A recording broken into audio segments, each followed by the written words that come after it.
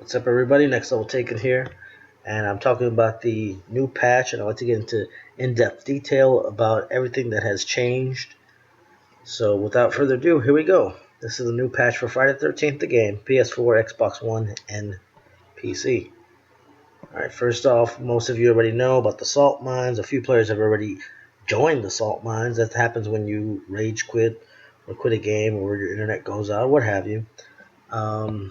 I don't think it happens just after one game. It's probably multiple games.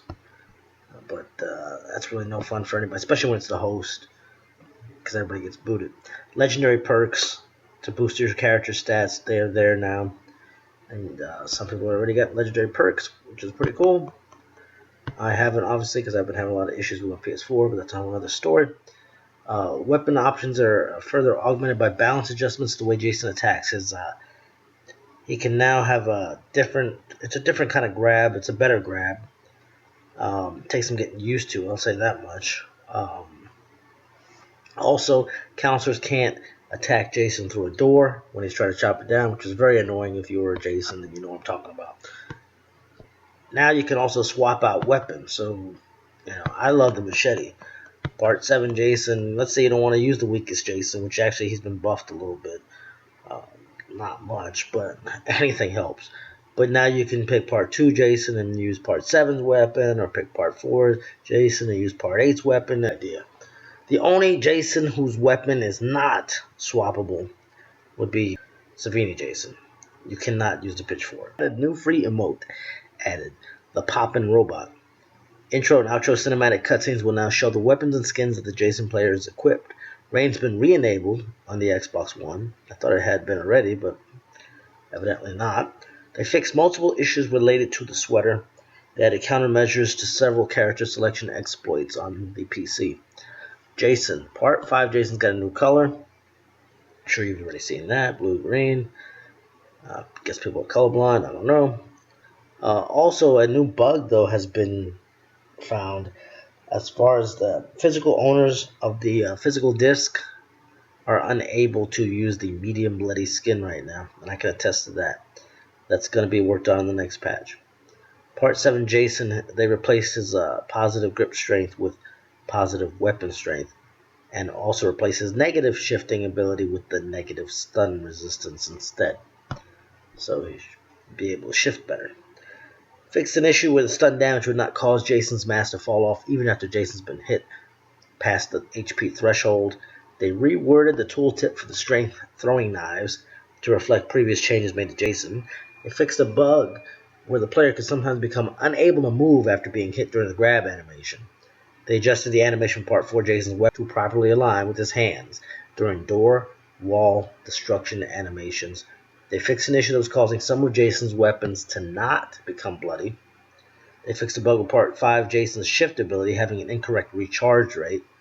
They also fixed a bug where Jason would have the incorrect stun animation when shot by a flare gun. They fixed a bug that prevented Jason from breaking a phone box when it had been repaired multiple times. On the counselor side of things, killing Jason will now grant XP when the Jason player quits after the kill sequence has been initiated. Bear traps are no longer able to be placed inside tents. I didn't even know that was a thing, but apparently it is. An equipped item that's being swapped out with another item will now attempt to locate the best available spot to be placed, i.e. the ground. This was to address the issue of players being able to stack items infinitely on top of each other until an item becomes unreachable. Now, there's still some issues with Jason grabbing you and somebody hits Jason and you get dropped and you're unable to pick up your weapon. That's sort of a bug now they're working on. Alright, they fixed a bug where the bear trap arming animation will continue to play when the bear trap's triggered prematurely. They fixed a bug that was giving counselors too many attempts at triggering Jason's vulnerable state during the sweater stun kill sequence. They fixed a bug where the phone calling animation will continue to play when the player had stepped into a bear trap at the same time. They fixed a bug where if a counselor starts calling the cops and he steps into a bear trap at the same time, the phone will continue to fly around like a ghost while the counselor attempts to escape the bear trap. They fixed a bug where the emote wheel persists on the screen after the player has been killed. They fixed a bug where the player could become interaction locked by spamming the interact button on the phone while Jason's destroying a phone box. They fixed another bug where placing bear traps in certain locations would sometimes launch the player into the sky. That was a popular glitch. They fixed an issue that caused the map to drop as an item when the player is killed in certain hiding spots. They fixed an issue that caused an incorrect animation to play when certain counters would direct hit a wall with the baseball bat. The perks. They fix an issue with the slugger perk that caused the spawn baseball bat to have incorrect stats. Fix a bug with the teamwork perk that caused the attack strength decreased to not work properly. Vehicles. Improvements have been made to the way cars are affected by physics. There's improved car handling by changing the cars to front wheel drive instead of rear wheel drive. They've added a small invincibility frame for the brief period when a counter is exiting a car. They fixed an issue with cars becoming jittery or unstable after reaching top speeds. Cars have had their brakes improved. Now they can come to a full stop more quickly, and using the handbrakes allows a player to drift. That sounds pretty cool. Added countermeasures to prevent counters from standing on top of cars. I don't know if that's going to also affect Jason standing on top of cars. Anyway, the rear view camera that's available while driving in reverse can now be accessed at any time while driving by holding down the rear view button.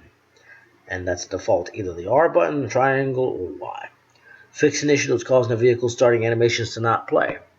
As far as maps go, lots of fixes there too. I mean, this is a huge patch. Repair parts are dropped into the lake should now respawn by the shore more consistently across all the maps.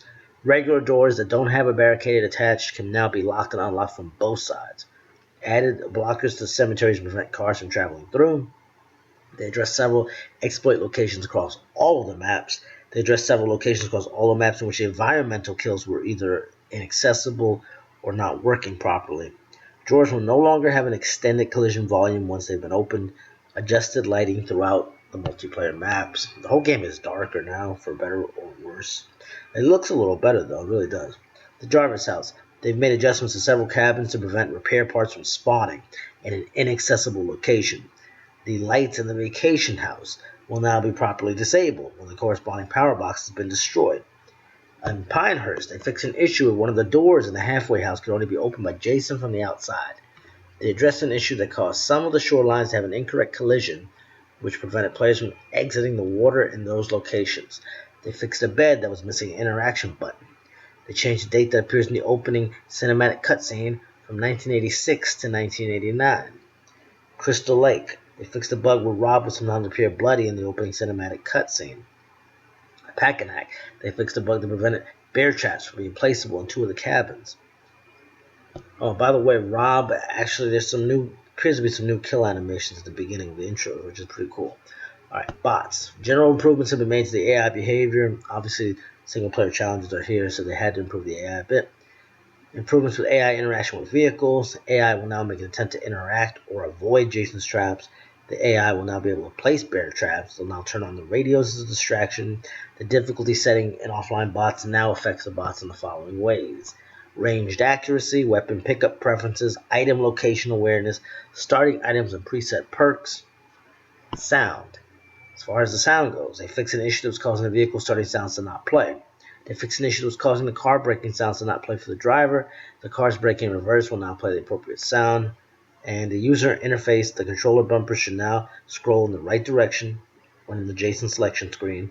The how-to play section has been updated to include the single-player challenges. Whew, that's a lot. It's a lot to digest. But the new patch is now available. It came pretty much just in time for the 1-year anniversary of the game, which is pretty great.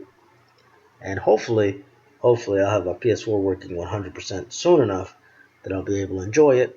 I was able to play a little bit of it, digging the new update, digging the single-player challenges. Love it. So let me know with a comment in the comment section whether you like this patch or not. What else would you like to have seen in the patch? Obviously, we got the new emotes and the skull objectives and things. What are they missing? What did they mess up? Have you seen any new glitches? Things like that. Don't forget to like, share, and subscribe. Thank you for watching. Thank you for listening. It's a lengthy patch note here. It's been Next Level Taken. Until next time.